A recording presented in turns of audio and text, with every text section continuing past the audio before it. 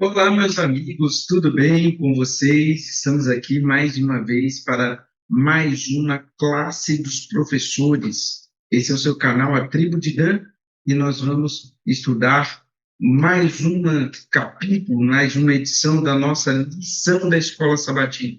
Lição da Escola Sabatina que neste trimestre tem como tema geral os livros de Filipenses e Colossenses. Mas, como tema do estudo desta semana que nós vamos realizar, está as razões para a ação de graças e oração. Razões para a ação de graça e orações e oração. Amigos, essa situação de ação de graças, oração, mas é uma questão que é primordial na nossa vida, tanto cristã quanto na vida pessoal. Estar ao lado de uma pessoa que é ingrata, isso é uma das coisas mais terríveis que se pode ter na face da terra. Porque nada do que você faz vai satisfazer esta pessoa. A nossa sociedade hoje tem criado, tem formado inúmeras pessoas que nós podemos considerar que são ingratas, que trabalham dentro dessa perspectiva da insatisfação, portanto, da ingratidão. Elas são ingratas porque vivem insatisfeitas com aquilo que é proporcionado para a vida delas.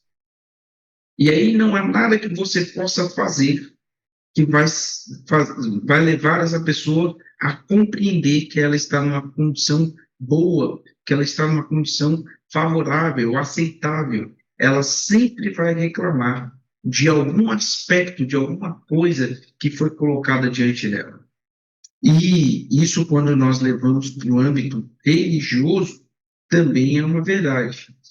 As pessoas que não têm gratidão no coração, e aqui é o grande motivo de reconhecermos aquilo que Deus faz por nós, esse é um papel, por exemplo, primordial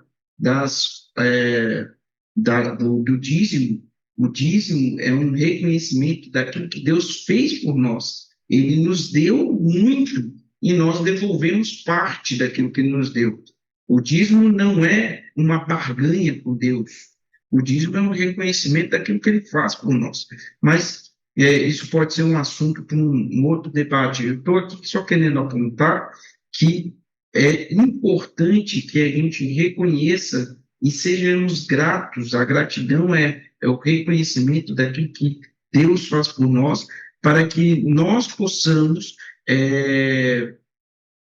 nos adequar à vida que Deus nos proporciona. Nós temos que entender o seguinte: Deus poderia ter abandonado o planeta à sua própria sorte, e desta forma, assim que o ser humano pecou, né? O ser humano pecou, Deus poderia ter abandonado. E desta forma, o mal já teria tomado conta desse planeta e já teria nos destruído. É porque Deus não permite que o mal tome conta total deste planeta, é que nós ainda temos a chance da existência. Aí você fala assim, não, mas nós sofremos de alguma coisa, Deus não impede todos os males. Ora, se eu estou numa situação que é ruim, mas eu não sofro nada com essa situação, eu não vou sair dessa situação, não vou deixar essa situação. Aqueles que estão envolvidos, por exemplo, num país que é dominado por uma tirania, mas os tiranos não acham que aquilo é ruim. Eles estão num lugar ruim, mas como eles não sofrem nenhuma consequência da maldade daquele país, eles não acham que aquele país é um lugar ruim. Mas o povo que sofre com aquele país acha que é ruim, porque eles estão sofrendo. Nós estamos num planeta mau. Se nós não sofrêssemos um pouco que fosse por causa da maldade desse planeta, nós não íamos achar que esse planeta é ruim.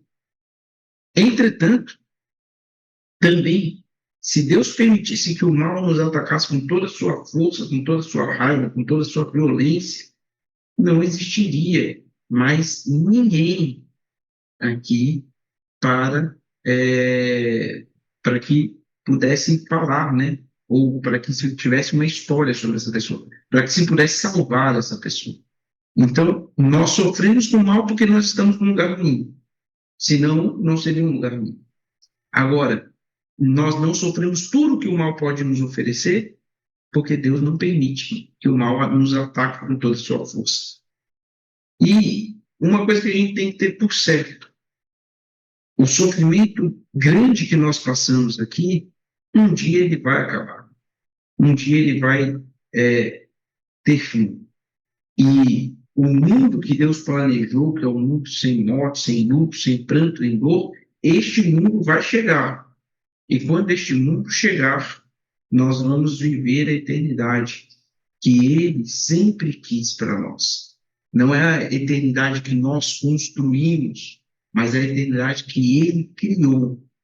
A que nós construímos deu nisso aqui, nesse planeta. Corrompido, falho, que faz a gente sofrer, chorar.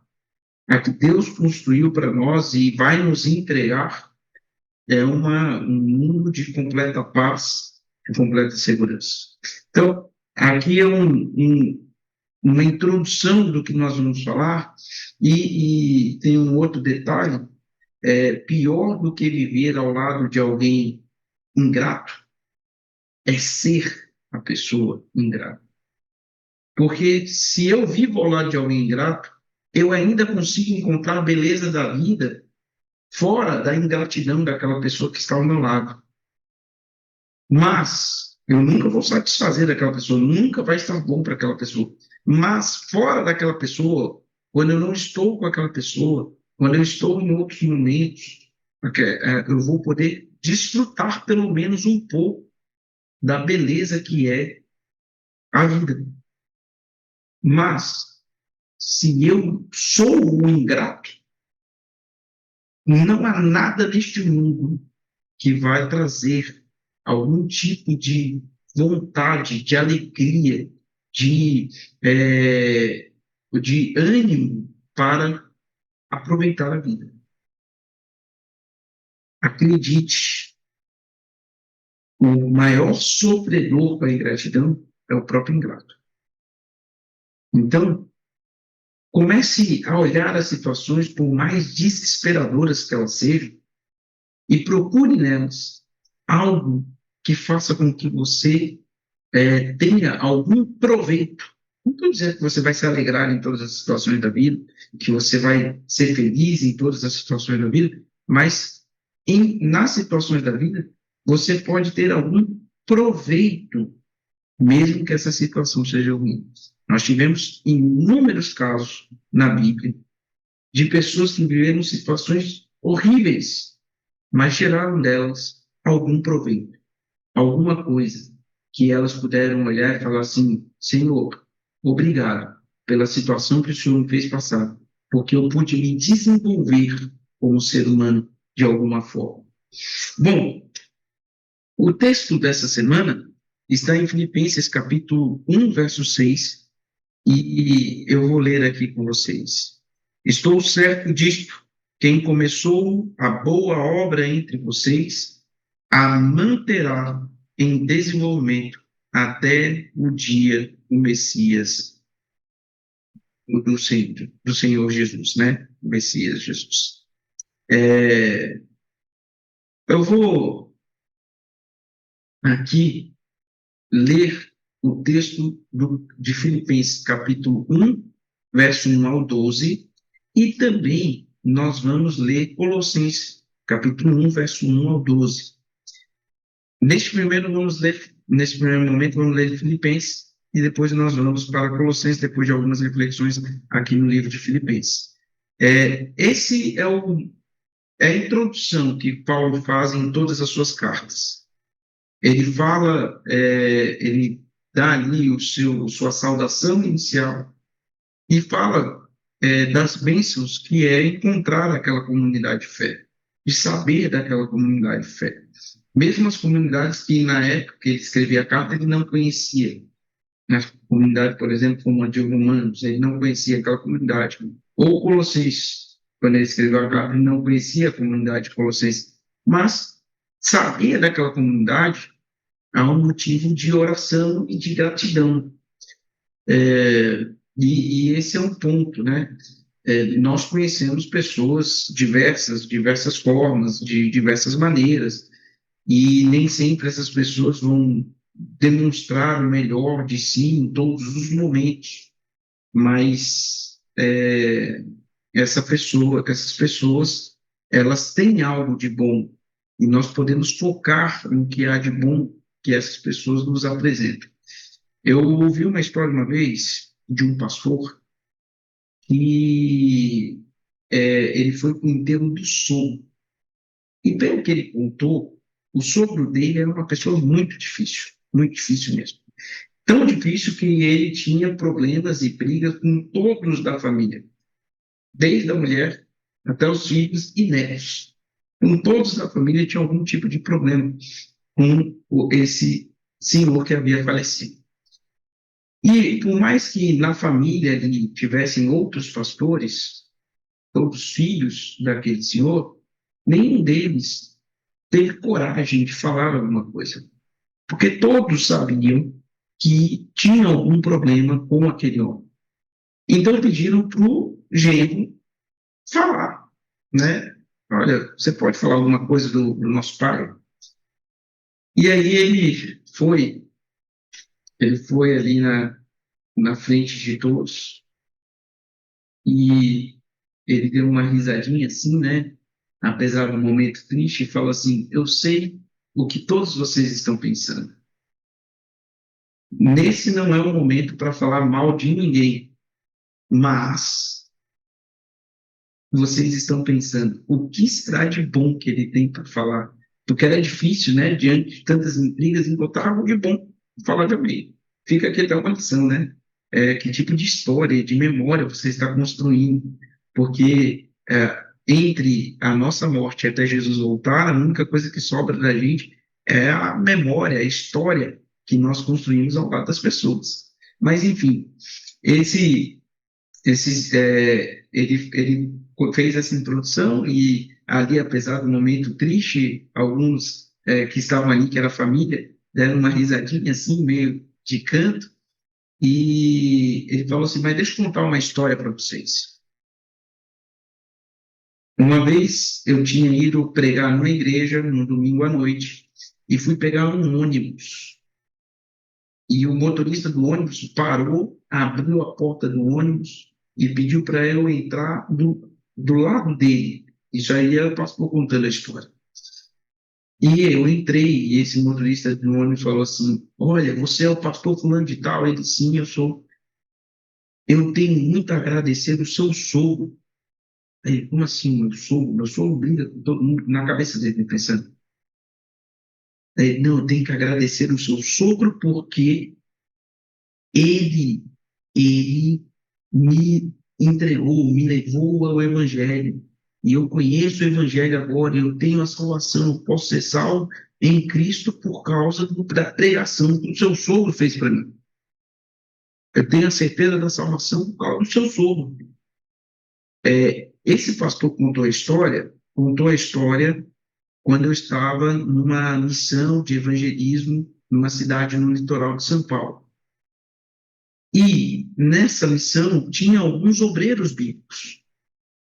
E eu tinha ido dar assistência a um obreiro bíblico que estava ali, naquela região, que já tinha sido motorista de ônibus. E, para minha surpresa, este homem que foi salvo era o mesmo obreiro bíblico que agora trabalhava não mais como motorista de ônibus, mas como um ganhador de almas para Jesus. E estava ali trabalhando intensamente numa comunidade extremamente carente. E é esse o ponto que a gente tem que aprender, ou tem que entender. Aquele pastor tinha muitas histórias ruins para falar, e muitas coisas ruins para falar do próprio sogro. Mas ele lembrou de um ponto importante. daquilo que daquele homem representou na vida de outra pessoa. A demonstração da salvação. E este homem que foi salvo pelo sogro do pastor, agora é um ganhador de almas. E muitas outras pessoas foram salvas para Cristo indiretamente, porque um dia o sogro do pastor, que não se dava muito bem com muitos ali da família, resolveu pregar sobre Jesus. E isso você tem que entender.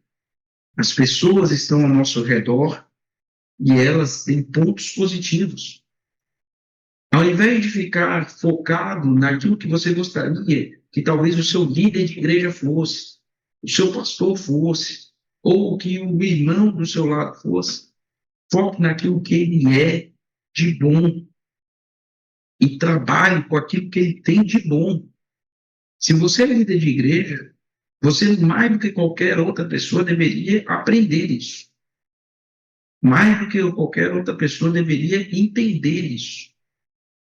E as pessoas são falhas como nós somos falhos. E nós não vamos agradar todo mundo. Então, nem todo mundo também não vai nos agradar. Mas nós temos que trabalhar com as pessoas que estão ao nosso redor, que estão à nossa disposição. Se você é líder, muito mais do que alguém que está ali só frequentando a igreja, você tem que entender isso. Mas se você é membro de igreja, você também tem que entender essa parte, de que as pessoas que estão ao seu redor, elas têm vantagens a te oferecer se você tiver a boa vontade de procurar o melhor no ser humano. Enfim, vamos ler aqui Filipenses, capítulo 1, verso 1 até o verso 12. Paulo e Timóteo, servos de Jesus Cristo, a todos os santos em Cristo Jesus, inclusive bispos e diáconos que vivem em Filipos. Que a graça e a paz de Deus, nosso Pai, e o Senhor Jesus Cristo estejam com vocês. Algumas questões aqui para você entender. A palavra diácono, que aparece aqui no verso 1, é uma palavra que significa aquele que serve. Então, o serviço do diácono, o serviço bíblico do diácono, é de entrega, de cuidado, de serviço aos outros. E bispo significa supervisor. Existe uma outra palavra, talvez ela apareça aqui nos textos mais para frente, que é a palavra presbítero. Essa palavra pode ser traduzida, talvez algumas Bíblias aí, a Bíblia que você tem em casa, traduza dessa forma como ancião. Ou então eles simplesmente trazem a palavra do grego para o português como presbítero mesmo. Ancião, significa ancião. Um bispo, ele é um ancião, ok? Com a função de supervisionar outros anciãos. E, em alguns casos especiais, nem sempre o bispo é um ancião em idade, mas é um ancião em autoridade. É o caso de Timóteo, por exemplo, e o próprio Tito. Eles são anciãos não por causa da idade, mas por causa da autoridade. E mesmo talvez sendo mais novos do que outros que estivessem por ali, eles também são chamados por Paulo de bispos, ou seja, eles supervisionavam outros anciãos. Bispo significa supervisor, por isso que eu falo, eles supervisionavam outros anciãos. A graça e a paz de Deus, nosso Pai, e Senhor Jesus Cristo estejam com vocês. Graça e paz é uma forma de cumprimento comum que Paulo fazia a todas as igrejas. O shalom, a paz que é dita ali, né? Aqui, obviamente, foi escrito em grego, mas a ideia vem do hebraico, que é shalom, e muitas vezes se cumprimenta em hebraico, né? Você não cumprimenta olá, né? O olá do hebraico é o shalom, mas é também paz. E a paz não necessariamente é a ausência de conflitos.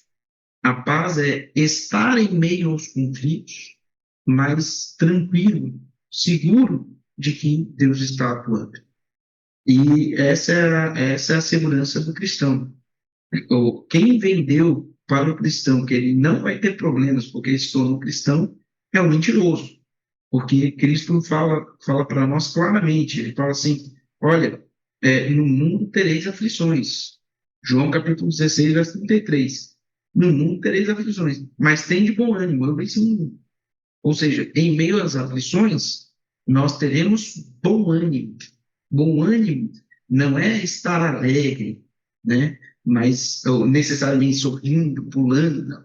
Bom ânimo é você ter força, energia, garra para enfrentar os desafios da vida, as aflições da vida.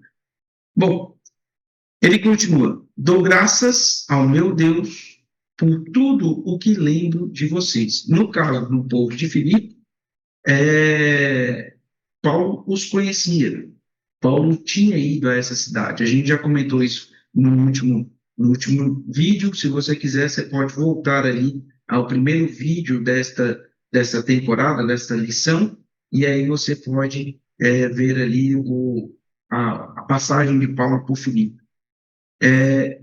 Ele dá graças por eles, agradece a Deus por eles. Quando Paulo fala em tudo dai graças, mesmo que tenha sido uma passagem dura, difícil por Filipe, Paulo se desenvolveu como discípulo, como apóstolo, e conheceu pessoas que seguiram o exemplo dele, sofreram como ele, e não desistiram como ele não desistiu, e essas histórias animam a gente. Você é a pessoa que, por seu exemplo, vai animar outros a continuarem, a seguirem em frente, a continuarem lutando. Eu conheci um ancião há um tempo atrás. Esse ancião era o primeiro a chegar na igreja, o último a sair. Se tinha evento à tarde na igreja, ele estava lá. Quarta-feira, ele estava lá. Segunda-feira, se tivesse culto, ele estava lá. Domingo, ele estava lá. Semana de oração, não perdia uma. Sempre trabalhando para a igreja. Eu falava assim, olha, eu que estudei na época, eu não estava atuando como pastor, eu estava atuando como professor. Eu falei assim, eu que estudei teologia, sinto, primeiro, vergonha, porque vendo a dedicação que você tem pela igreja, eu vejo que eu poderia me dedicar muito mais. Mas vendo a sua dedicação também, isso me motiva a me dedicar mais. Então, o seu trabalho, a sua dedicação, o seu ânimo, o seu envolvimento nos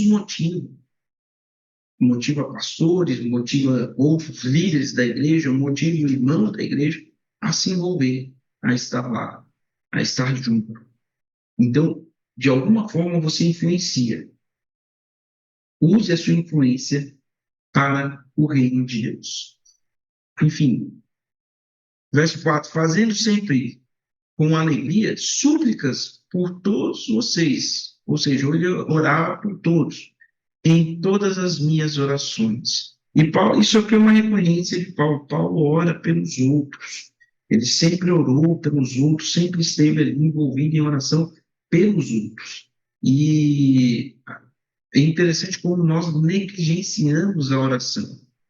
Nós negligenciamos a oração por nós, pela nossa família, pela nossa casa, pelos nossos negócios, mas nós negligenciamos a oração também pela igreja, pela comunidade, pela cidade, pelo estado, pelo país. A oração é quando nós clamamos ao céu que ele se mova. E o único motivo que Deus precisa para mover o céu em favor dos seus filhos aqui na terra é a necessidade desse filho. É a necessidade. Então, às vezes, a gente fala assim, não, mas eu estou tão distante de Deus, e eu não quero, eu não consigo orar. Meu amigo, você não é merecedor, e eu também não sou merecedor de nada que venha do céu. Mas o céu se move por causa da nossa necessidade, não por causa do nosso merecimento. Deus tem prazer de estar com os seus filhos, de ouvir os seus filhos, de ter um coração sinceramente aberto a Ele. Deus tem prazer, mesmo que esse filho tenha os seus defeitos. Eu tenho que educar e corrigir o meu filho todos os dias. E todos os dias tem momentos que eu tenho que falar com mais dureza com ele. Isso não significa que, de alguma forma, eu não sinta prazer, depois de dar uma bronca no meu filho, de estar ao lado do meu filho, de abraçar o meu filho, de partilhar uma refeição com ele, de conversar com ele. Não é porque ele esteve errado em algum momento do dia que fez com que eu desistisse e não quisesse estar com ele no momento, não. Mesmo ele errado em algum momento do dia, e eu tendo que corrigi-lo, eu tenho prazer de estar com meu filho. Assim como, mesmo estando errado, e Deus tendo que nos corrigir em algum momento, ele tem prazer de estar ao nosso lado. Bom, e aí ele continua, né? Dou graças pela maneira com que vocês têm participado na proclamação do Evangelho, desde o primeiro dia até agora. É, aqui é um ponto que eu acho interessantíssimo. Às vezes a gente fica pensando que nós somos essenciais para a pregação do Evangelho.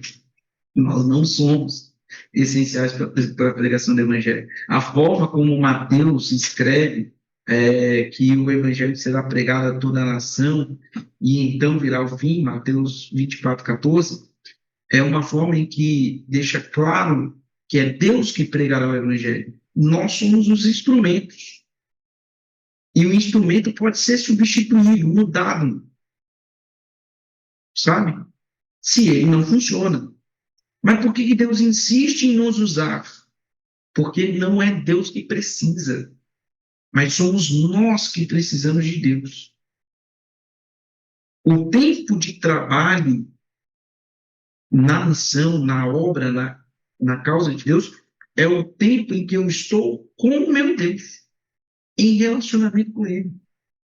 Deus não precisa de um relacionamento comigo para continuar sendo Deus, mas para que eu tenha cumprido na minha vida o propósito da minha criação, eu preciso de tempo com Deus. E uma das maneiras que Ele criou, missão. Se envolver na missão. Não se envolver na missão é negar tempo de qualidade ao lado do nosso Deus. E quando eu falo de missão, eu não estou falando de simplesmente, tudo isso faz parte do trabalho da igreja, tudo mais, mas missão em salvar pessoas. Salvar.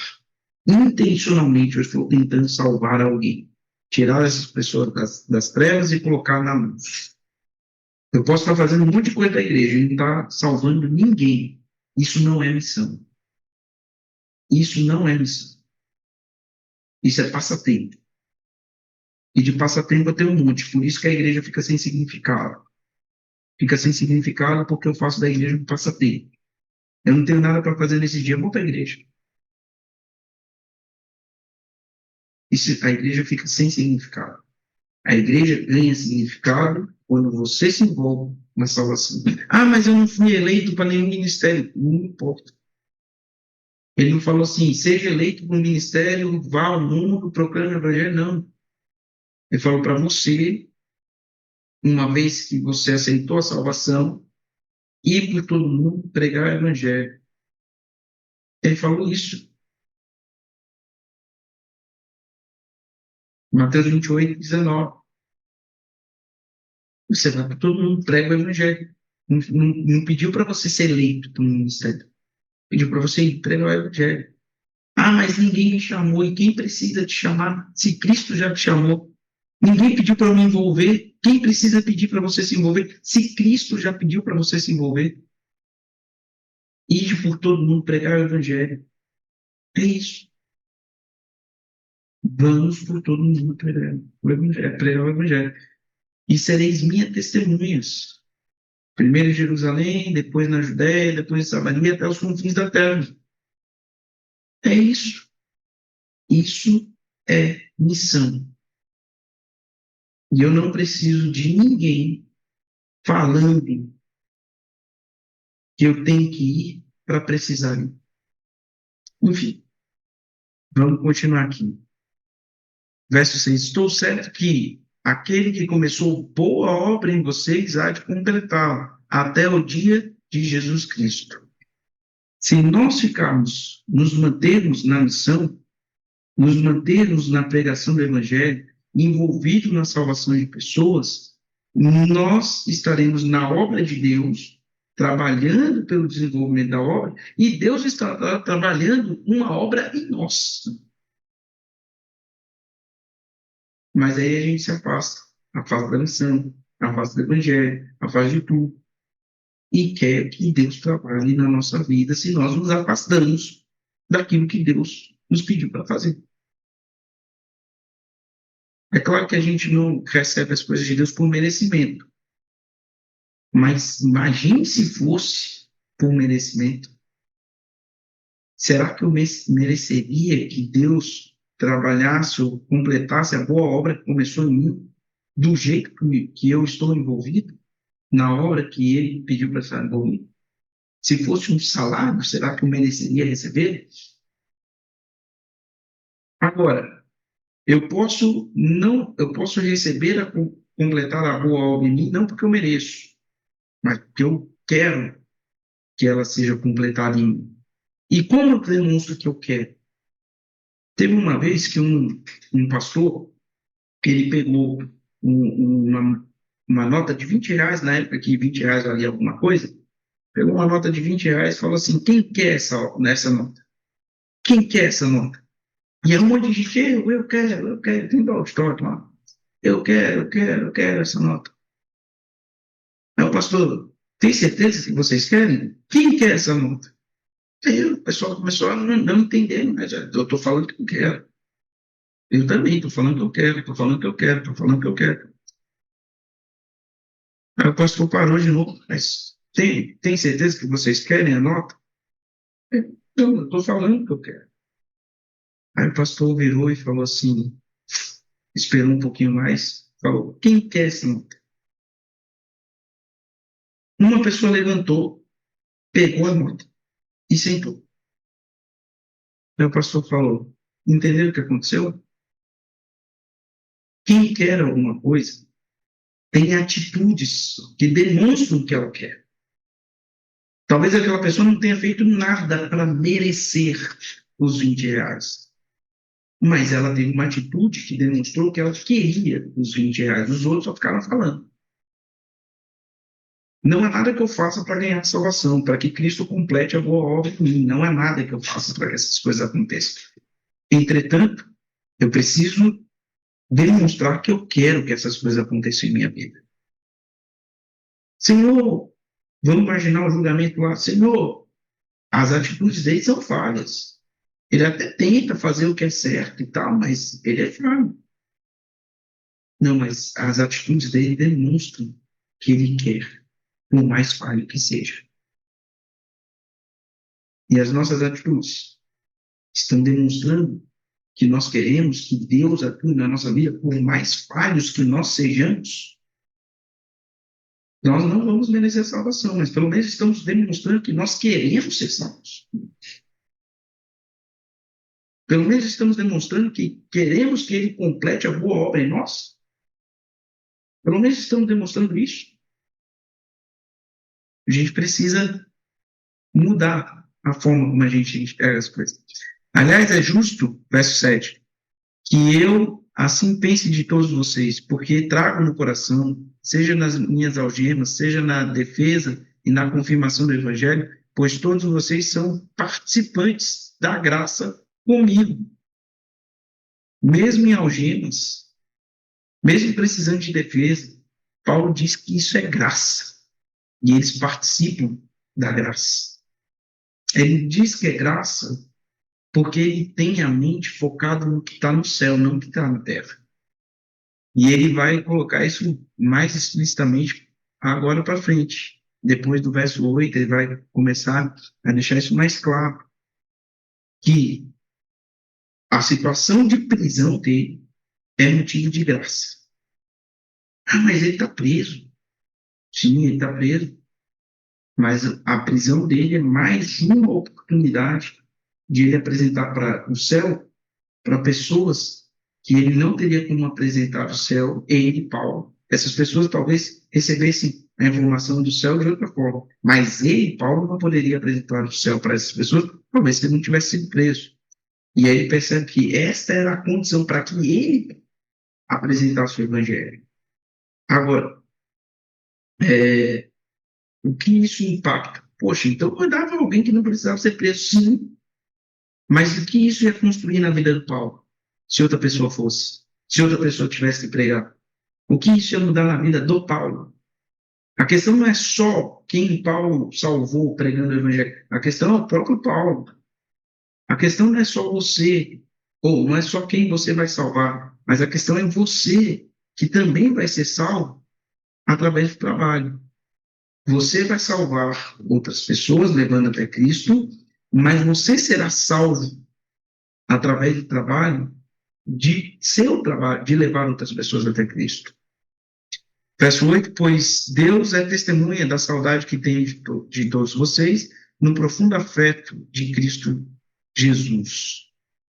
Verso 9, e também faço esta oração, agora a oração, que o amor de vocês aumente mais e mais em conhecimento e toda a percepção, para que vocês aprovem as coisas excelentes e sejam sinceros e indesculpáveis para o dia de Cristo, cheios do fruto de justiça que vem por meio de Jesus Cristo para a glória e louvor de Deus.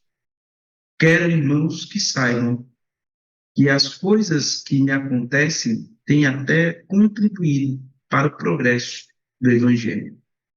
Então, aqui ele vai falar sobre a forma como ele tem contribuído para o progresso do Evangelho. Quer dizer, não fiquem tristes porque eu estou preso, não fiquem tristes porque eu sofro, até porque minha questão não é a terra, minha questão é o céu.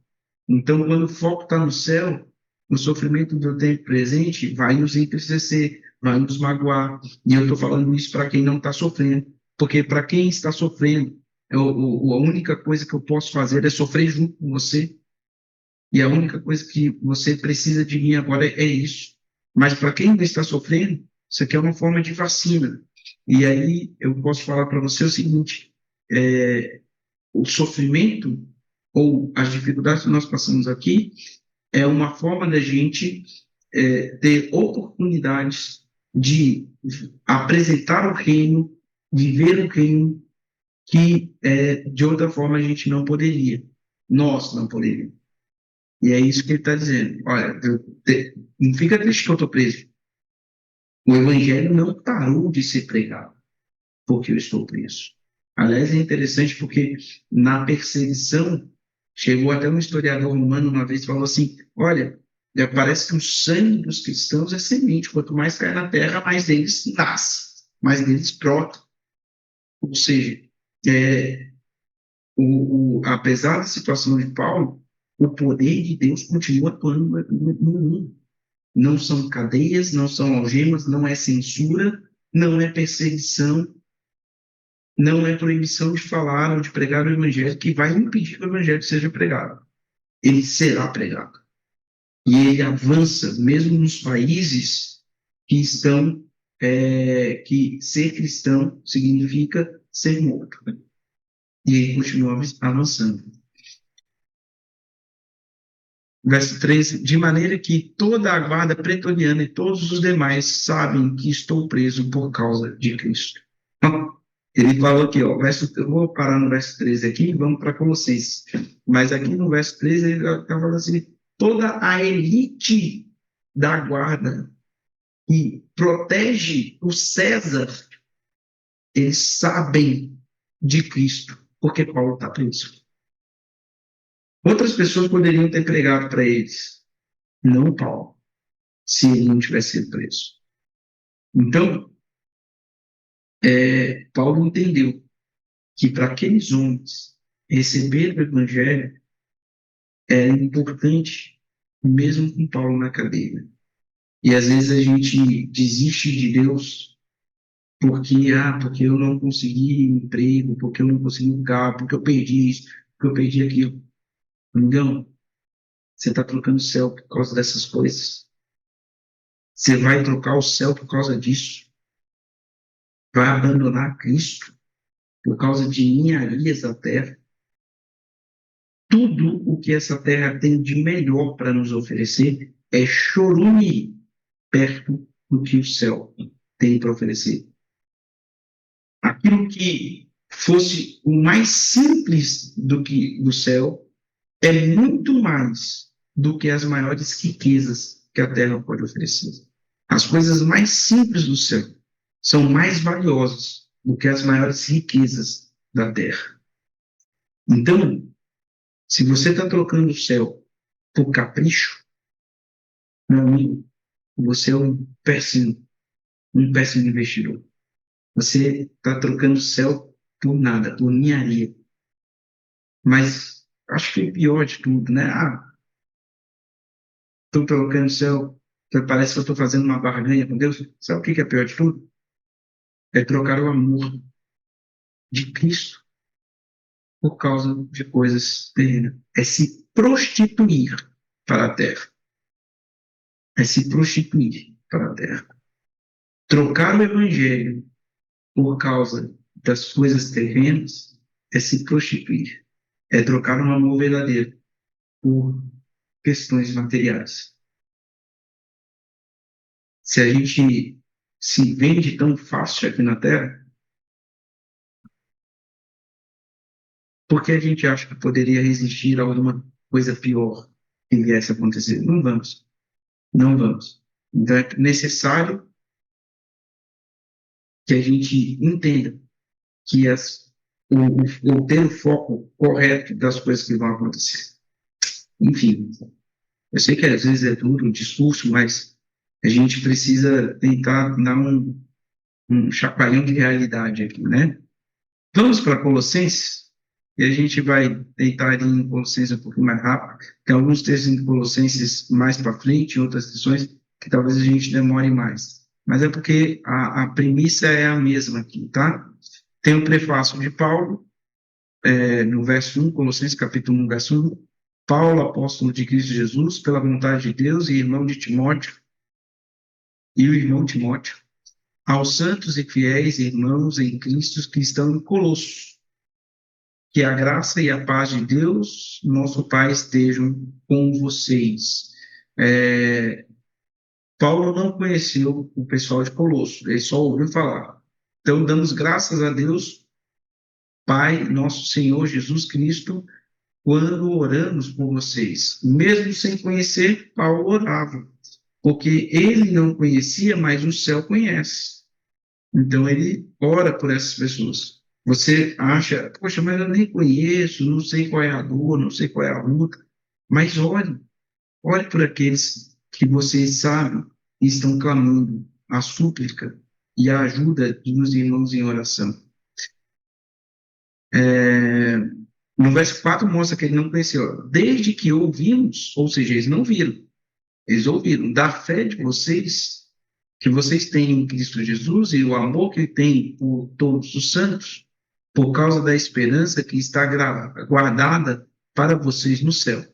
Desta esperança vocês ouviram falar anteriormente por meio das palavras da verdade do Evangelho. Veja, Paulo, muitas vezes, ele fala assim, como eu disse para vocês quando estive aí em viva voz, né? Agora não, ele fala que eles ouviram o Evangelho, que foi gravado, que foi falado para eles. Então, não foi Paulo que pregou.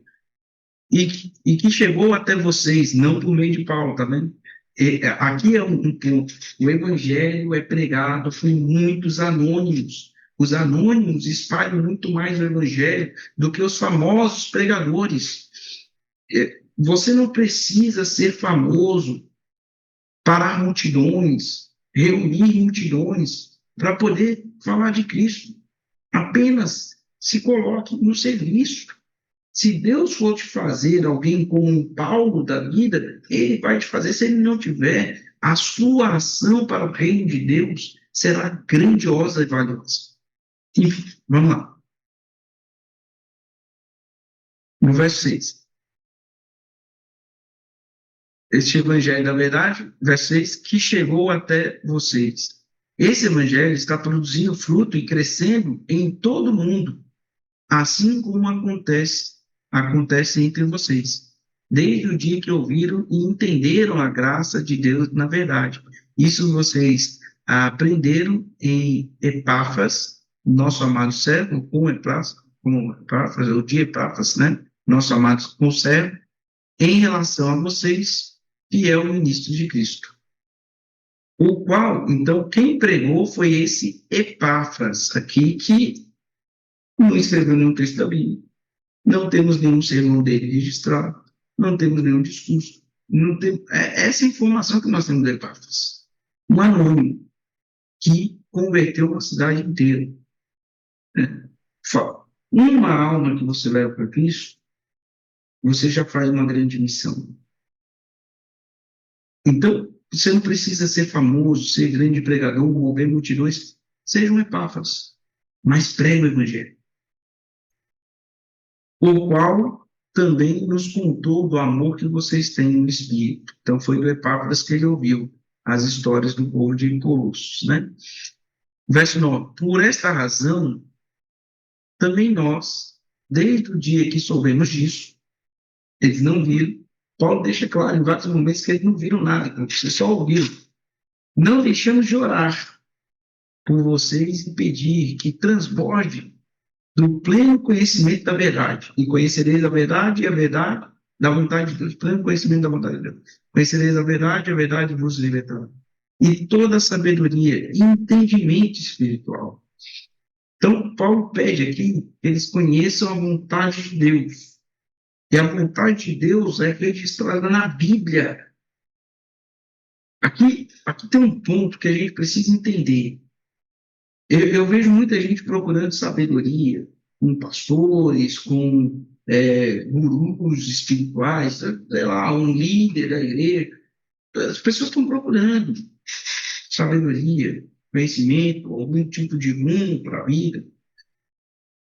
E tendo à disposição a palavra do próprio Deus, mas não buscando nela. Ou por preguiça, ou porque sabe que o que está na Bíblia é contrário ao que ela gostaria de fazer. E acho que esse caso é o mais comum. Como eu sei que a Bíblia ela diz para eu não seguir o caminho que eu quero, então eu vou no guru espiritual, vou no pastor, vou no líder da igreja, para ver se ele tem alguma brecha para seguir. A vontade de Deus é a palavra de Deus escrita. O que o pastor ou um líder de igreja, um guru espiritual, não, porque aí a gente está falando de alguém que está mais pautado nas próprias filosofias do que na Bíblia, mas um pastor ou um líder de igreja, eles não podem te dar um conselho que seja diferente do que está na Bíblia. E se você não quer seguir o que está na Bíblia, então não precisa procurar o conselho de um pastor ou de um líder da igreja. Não precisa. Você precisa buscar esse conselho se você quer seguir o que está na Bíblia. Talvez você não encontrou na Bíblia a resposta, ela está lá, e de repente o pastor e o líder da igreja vão te ajudar a encontrar aquilo que você está procurando na Bíblia, na palavra de Deus. Mas vamos lembrar que a Bíblia também, ela não está aqui para responder todas as questões da nossa vida. A Bíblia está aqui para mostrar o caminho da salvação. Então, diante daquilo que você quer fazer, isso vai te deixar mais próximo ou mais distante da trilha que leva para a salvação. A porta é estreita. Isso vai te deixar mais próximo da porta estreita ou mais distante da porta estreita? Talvez mais próximo do caminho largo. Não sei. E é isso que o pastor e o líder de igreja vão te fazer, vão te levar. Eles têm que te levar para esse caminho, o caminho da palavra de Deus, porque ela é a vontade de Deus para a sua vida. E é isso que Paulo pede, que eles estejam mais cheios do conhecimento da palavra de Deus, ou da vontade de Deus. Verso 10. Dessa maneira, poderão viver de modo digno do Senhor, para o seu inteiro agrado, frutificando em toda a obra e crescimento no conhecimento de Deus. Assim vocês serão fortalecidos com todo o poder, segundo a força da sua glória e toda a perseverança e paciência com alegria, dando graças ao Pai que os capacitou para participar da herança dos santos na luz. Quem é que capacita? Na igreja de Corinto, e aqui a gente vai concluir, na igreja de Corinto existia uma discussão de discípulos. Uns diziam ser discípulos de Paulo, outros de Apolo, outros de Cefas. É um só Deus. Não é a minha escola teológica que vai me fazer mais habilitado ou mais capacitado para o reino dos céus. O que me faz habilitado ou capacitado para o reino dos céus é Cristo. Cristo é Jesus que faz com que nós sejamos habilitados e capacitados para o reino dos céus. Portanto, o que nós devemos buscar desesperadamente, é o que o ser humano mais necessita hoje, não é de pão, não é de casa, não é de segurança, nem sequer saúde. E quem precisa de Cristo, o que você precisa de Cristo, que te capacita, que te habilita para o reino dos céus. Nós poderíamos perder tudo. Se ganhássemos a salvação, já valeria a pena. Mas se nós ganhássemos tudo e perdêssemos a salvação, nossa vida seria inútil. É inútil. É inútil viver sem Cristo. Transforme a sua vida em uma vida útil, vivendo para o nosso Salvador. E é assim que a gente conclui, então, a recapitulação dessa classe dos professores aqui da nossa lição da Escola Sabatina. É uma lição, essa lição trabalhou a introdução das duas cartas. Então, portanto, os temas mais controversos e teológicos ainda virão. Então, principalmente Colossenses tem uma parte ainda aqui no capítulo 1, capítulo 2, né? Não, capítulo 1. Já no capítulo 1 de Colossenses tem uma declaração de Paulo aqui sensacional sobre a excelência de Cristo, que a gente vai ver aí nas próximas lições. Portanto,